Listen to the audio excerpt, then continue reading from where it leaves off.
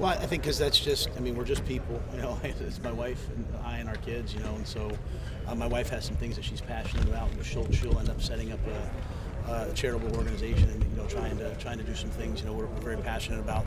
She's very passionate about dyslexia and learning differences, and so she'll do some things across the state. That's really part of her purpose in life. But, you know, I just think for me it's you know, COVID probably took a toll on all of us, you know, and so if you don't get out and, you know, sometimes as the coach, sometimes as the coach, you know, you're like, you know, we lost a game, should I go out in town? Hey, we won a game, should I go out in town?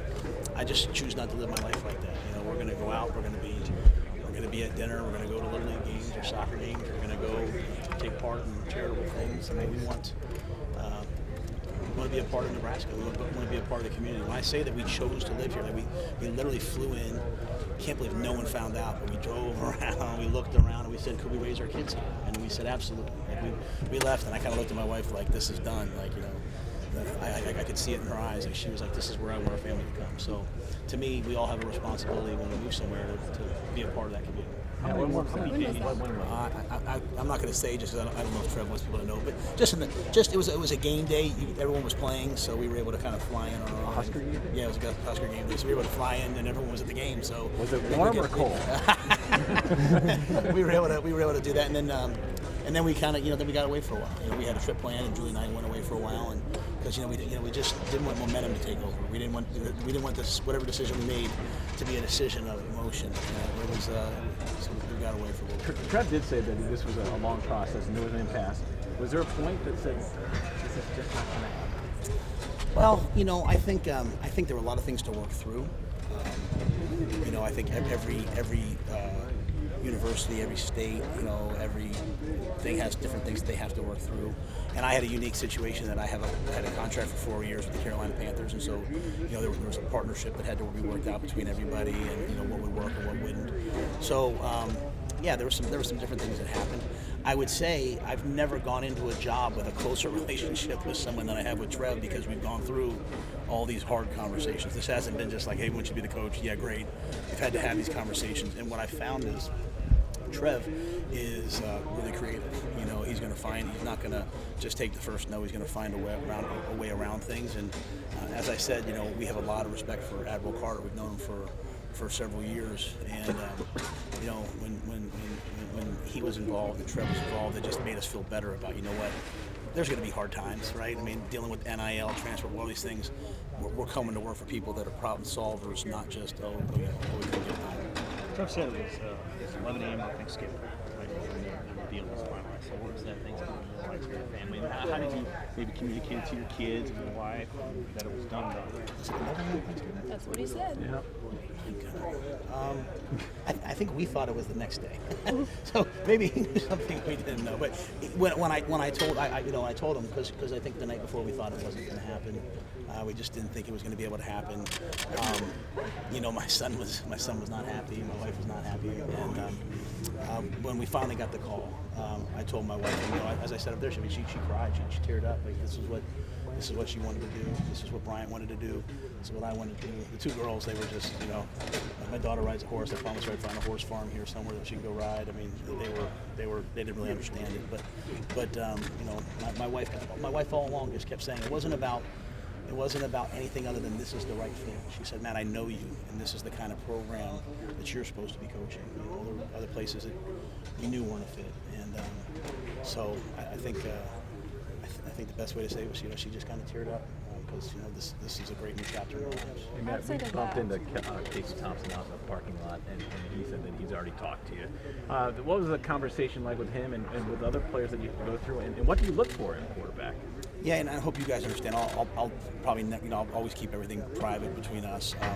But, you know, I think the thing I've tried to express, it there is every one of these guys, I mean, this is an anxious time for them, right? They're trying to figure out, like, you know, what's the offense going to look like? What's the defense going to look like? What's my role going to look like? Who's my coach? And so after having done this several times now, I really understand that. That's why I said you start with listening. You know, I'm going to tell everyone, hey, this is how we're going to do things. I'm going to share a vision with everybody. And then if it's for you, great. If it's not for you, I understand. I want every student athlete that's in our program to be happy. And so if they're not happy with us, then I want them to go somewhere else where they can be happy. My job is to make sure that this place is so developmental, so caring, so nurturing, yet also so pushing you that everyone feels like, you know what, I am happy here. So there'll be a lot of one-on-one conversations. You know, I started trying via text, via call. I called some guys. I want to make sure I get the pulse of the team.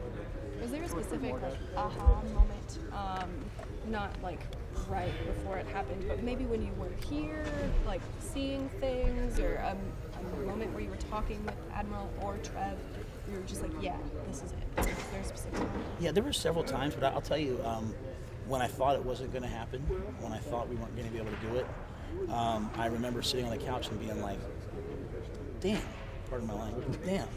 Like, that was the right place for me, and it just kind of didn't work out. And so I think that's a great thing. You know, it's like, it's one thing, you know, you get, again, these job things happen so fast. Like, you know, it's like you talk to them, they offer you the job, you move on. I had a moment where I didn't think it was going to work out, and it's no fault of Trev's and really no fault of our own. It just wasn't going to be able to happen. And I sat there and I was like really disappointed.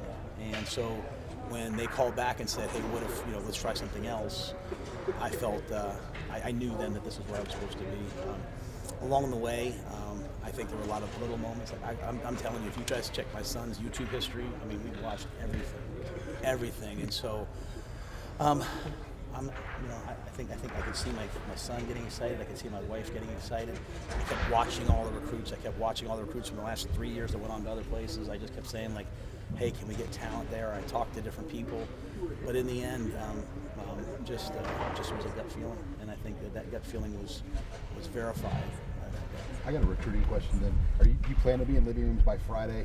How many coaches do you need to have in place to kind of hit the road to recruit? And what about the current commits? Obviously, there's 15. Are those a priority to kind of make sure, kind of see where each one of those kids is? Yeah, you know, I called all the commits right off the bat. You know, just let them know. You know, number one, you know, obviously that first question is always, hey, you're going to honor my commitment. Now, some guys have some other things, you know, going too. So, you know, we're going to recruit those guys. You know, we're going to be really aggressive here, you know, recruiting-wise, you know, getting out there and trying to just bolster the class and get as much talent here as we can. I will be recruiting Friday. What exactly that looks like right now, I don't know, just because of, you know, if there's someone who wants to come visit. I'd like to have the full load of coaches out on the road. 10 guys. Yeah, but I don't know how things will happen here. It's my first time really dealing with the business part of this, and you know, the current coaches. So I want to be really respectful of the current coaches. Make sure that I talk to them, and then get on the road. But we will be on the road. Hopefully, have an official visit, and maybe next weekend. These guys who came on one visit can come on a second visit, and you know, we'll just be relentless, trying to fill the needs. Part of that for me right now is going back and watching the tape. Guys who haven't played, like, you know, where do they fit? Where, you know, what do we need? I'd say there's a lot of work that has to be done recruiting-wise in a short amount of time for us. Did you have any conversation with Scott about? I mean, you said you were friends, so have you had any conversation with Scott? Scott Frost? Yeah, I talked to Scott yesterday. You know, I'll keep contents of that, but you know, as I told Scott, you know, I'll always honor him, both, you know, obviously for the player that he was, but also for the coach that I think he is. Going against him, I consider him a friend. I don't know what happened here, you know, but I know he probably put his heart and soul into it. And I think you know, COVID probably, you know, when you're recruiting to Nebraska, you want to come see the facilities. Recruiting during COVID was probably pretty hard. But I also asked him if there were any coaches, you know, on the staff that he wanted me to take a look at.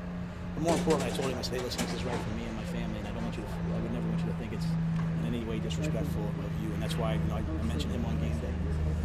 I'll mention him now because I think he's a great coach. And I think he's a really good friend of mine. And I'm hoping that he has a great future over the sidelines. Coach, coming from the NFL, is there anything you wish to bring schematically, whether it be the new rotational coverages we're seeing there, to the college game? Yeah, you know, it's funny. Like when I watch the NFL football, I feel like I'm watching like the college football. You know, I'm watching Mahomes and those guys. There's a lot of things that we'll do, that's, you know, defensively.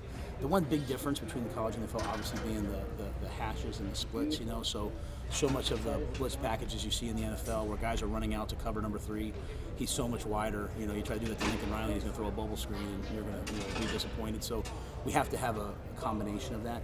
But you know, there'll be the guys on my staff. A lot of them will have some sort of NFL experience, and we'll try to incorporate a lot of that. One thing I've always prided myself on is, and I say just so you know, when I say myself, I mean our staff. I don't want to sound like this ego guy. I'm not a narcissist. It's just easier for me to say it this way. Is having an offense and a defense that translates to the next level. You know, I don't want guys to come here and run like 3 plays and, you know, maybe we score some points, but they get to the next level and they flame out. Like, I want guys on offense to know how to block zone schemes and gap schemes, and I want our quarterbacks to be able to go through progressions and protect. I want guys on defense to play multiple coverages so that when they walk into an NFL system, they have an advantage. And that's really a message for recruits. You know, that's the National Football League. We want to be the place that helps you get there and stay there. Is there a way you think you could recruit towards that system? Yeah, I think it's constantly finding guys that are just chess pieces. You know, we've always just tried to recruit big athletes and then just put them in positions where they can attack. Good. All right. All right. Thanks.